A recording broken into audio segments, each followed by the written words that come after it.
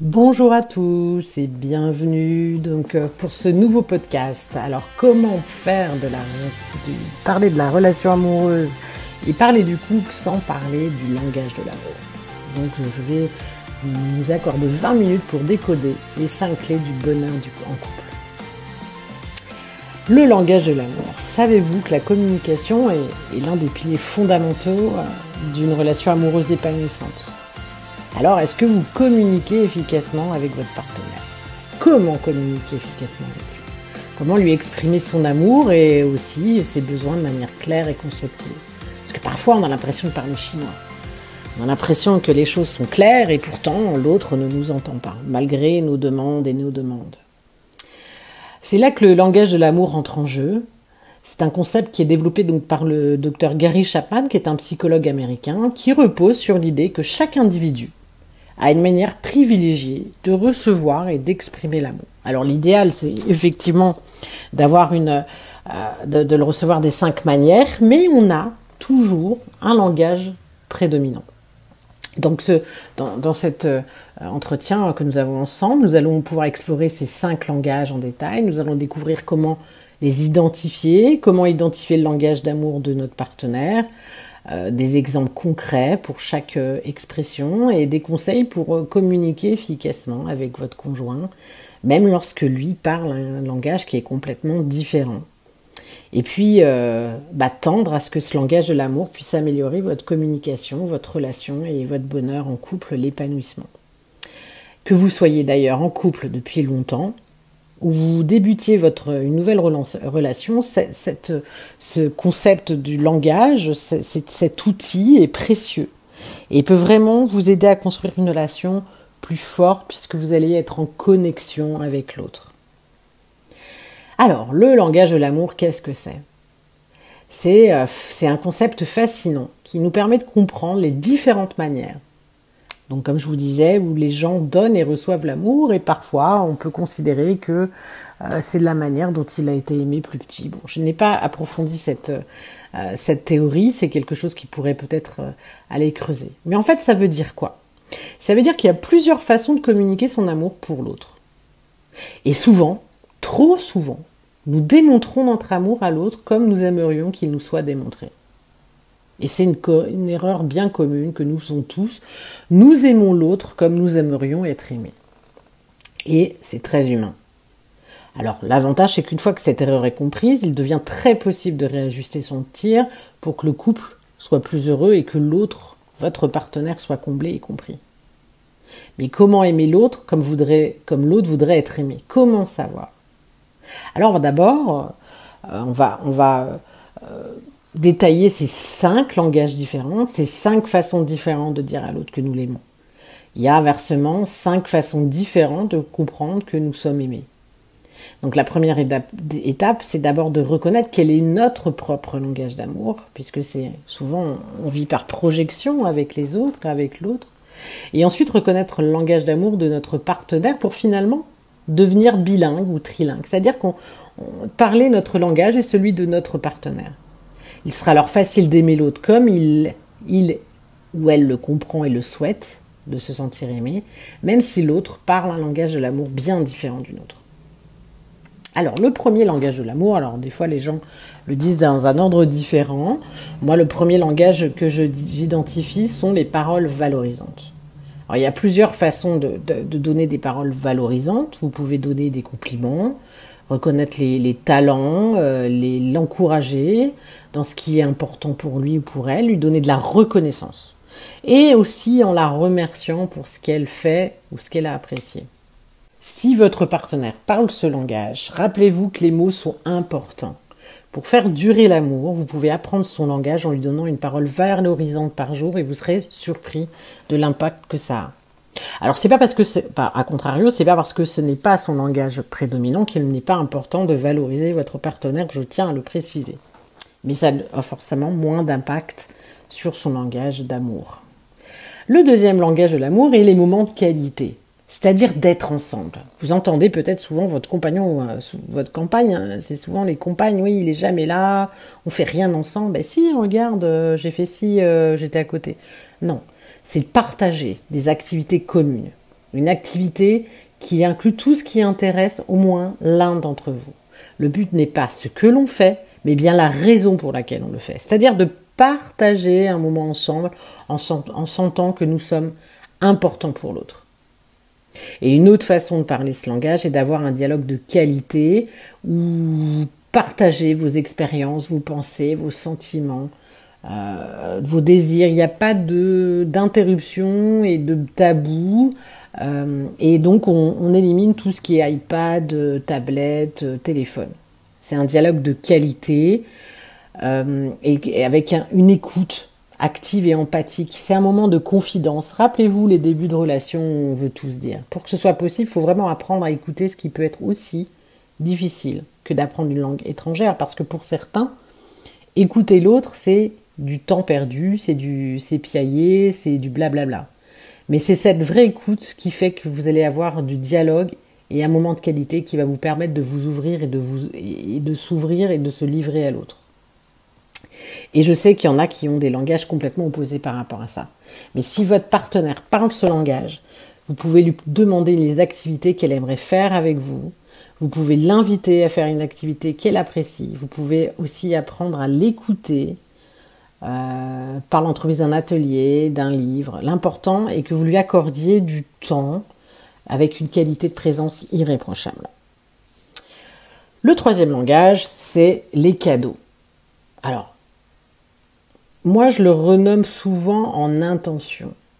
C'est pas la quantité, c'est plutôt de la qualité, c'est-à-dire que la personne comprend qu'elle est aimée parce que vous avez pris du temps à penser à elle, ce qui lui fait extrêmement plaisir. C'est pas une question d'argent. C'est pour ça que le cadeau est un symbole. C'est vraiment l'intention. Il peut être gratuit. Vous êtes allé chercher son gâteau préféré. Et en même temps, si le cadeau est le langage d'amour de votre partenaire, ce sera un investissement qui en vaudra la peine et qui sera moins cher qu'une thérapie de couple. Parce que les cadeaux sans contexte, donc sans occasion, comme un anniversaire, ont une valeur encore plus grande. Il y a un investissement, un don de soi, une volonté de faire plaisir à l'autre. C'est vraiment s'offrir votre présence dans des moments importants ou difficiles de votre vie. Pensez à être original dans ce que vous voulez offrir à l'autre. Si votre partenaire parle ce langage, vous pouvez vous faire une liste secrète de tous les cadeaux qui pourraient lui faire plaisir et qui correspondraient à votre budget ou voilà, ça peut être une rose le dimanche matin en allant chercher le pain, voilà. Vous pouvez même fabriquer un cadeau vous-même, c'est le do it yourself, c'est formidable et à la mode en ce moment. Donc le quatrième langage, c'est les services rendus. C'est celui qui parfois fait que ça coince. Comme faire le café le matin, déneiger la voiture, faire des travaux, aider avec les tâches ménagères. Le service a une valeur encore plus grande quand il est rendu par sa propre initiative avant qu'il ne soit demandé. Sauf que souvent les services rendus, on trouve ça normal. Donc on ne voit pas que c'est une façon que l'autre a de vous dire qu'il vous aime. Si votre partenaire parle ce langage-là, vous pouvez lui faire une liste de tous les services ou demandes d'aide qui est de vous faire cette liste et en sélectionner un de temps en temps pour lui démontrer votre amour. Vous savez maintenant que quand votre compagne ou compagnon vous demande de l'aider, c'est son langage. Là où c'est comme ça qu'elle va vous demander de lui montrer que vous l'aimez. Alors, si votre conjoint ou conjointe vous demande de faire la vaisselle, c'est pas forcément non plus systématiquement un mot d'amour, c'est peut-être que tout simplement on en a marre de le faire toute seule. Vous avez donc le cinquième langage de l'amour qui est le toucher physique. Alors moi j'avoue que c'est mon préféré, c'est mon langage de l'amour. C'est le toucher, c'est se tenir par la main, s'embrasser, se câliner, faire l'amour, donner du massage, se frôler en le croisant ou la croisant, se toucher le plus souvent possible. Lui donner un bisou à son arrivée du travail, voilà, c'est des choses importantes et effectivement ça peut être des langages qui peuvent être gênants pour des gens qui ne sont pas du tout tendres ou tactiles.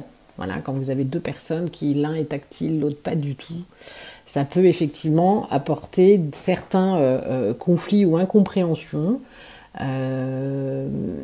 Mais c'est vrai que voilà, s'il n'y a pas, pour la personne qui pense que l'amour, qui a besoin qu'on lui prouve son affection par la tendresse, la froideur, les services rendus, vous voyez par exemple, services rendus touchés, ça peut procurer certaines tensions dans une relation. Donc si votre partenaire parle ce langage du toucher, il s'agit simplement de lui démontrer par des gestes de tendresse quand vous passez, lui mettre la main dans le dos, voilà, lui toucher le bras, voilà, lui montrer, il ou elle a besoin de cette sensation. Donc en résumé, les 5 langages de l'amour sont les paroles valorisantes, les moments de qualité, les cadeaux ou attentions, les services rendus et le toucher physique. Alors si vous avez de la difficulté à cibler votre langage de l'amour, parce que ça arrive lors de notre... Je fais un petit clin d'œil à ma collègue Christelle Verfailly qui est notre love coach quand on organise des apéros de l'amour, puisque c'est un projet qu'on est en train de mettre en place. Il y a des gens qui ne savent pas quel est leur langage de l'amour. Et c'est ce que je vous disais au préalable, c'est important dans un premier temps de savoir déjà vous, quel est votre langage de l'amour et de l'identifier. Donc pour le cibler, voilà 3 questions qui pourraient vous aider. La première, ce serait qu'est-ce que l'autre ne fait pas et qui vous blesse le plus? La deuxième question, c'est qu'est-ce que vous demandez le plus souvent à votre partenaire? Viens là, est-ce que tu m'aimes? Viens me faire un câlin. Voilà. Et la troisième, de vous observer et comment ai-je moi l'habitude de démontrer mon amour? Alors le but du langage de l'amour, c'est pas de changer votre partenaire, mais de comprendre comment il l'exprime et il reçoit l'amour. Au même titre que vous avez besoin de savoir comment vous avez besoin de recevoir cet amour. En identifiant le langage de l'amour de votre partenaire, vous pouvez mieux cerner ses besoins et lui communiquer votre amour de manière plus efficace et d'éviter au maximum les malentendus. Alors, comment identifier le langage de l'amour de votre partenaire? La première chose, ça va être d'identifier, d'observer ses réactions aux différentes formes de l'amour. Par exemple, est-ce que vous remarquez qu'il est particulièrement touché par vos mots doux et vos compliments? Est-ce qu'il apprécie plutôt des gestes concrets comme des services rendus, quand vous faites quelque chose à sa place, que vous lui rendez un service au lieu qu'il aille chercher le pain, vous y allez à sa place?